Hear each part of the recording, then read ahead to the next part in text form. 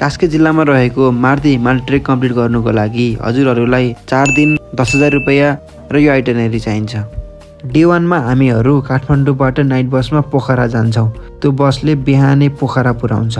पोखराबाट काँडेको लागि ट्याक्सीमा जान्छौँ अनि काँडेमा खाजा खाएर अस्ट्रेलियन बेस क्याम्पतर्फ ट्रेक सुरु गर्छौँ। दृश्यहरू एकदमै राम्रो थियो। यो ट्रेकमा हामीसँग लुमिनेट लाइट थियो। लुमिनेट लाइट ट्रेकिङ ब्यागमा सजिलै राखेर सनलाइटबाट चार्ज गर्दै ट्रेक गऱ्यौँ। लगभग 2 घन्टापछि अस्ट्रेलियन बेस क्याम्प पुग्यौँ।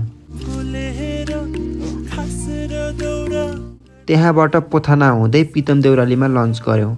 अर्को 2 घन्टाको ट्रेकपछि लभली हिल पुग्यौँ, जहाँबाट सनसेटको मजा लियौँ।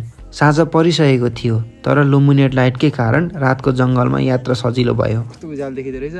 Let's go. अब यसको सहाराले हामी चाहिँ फरेस्ट क्याम्प पुग्छौँ। सी है त ल।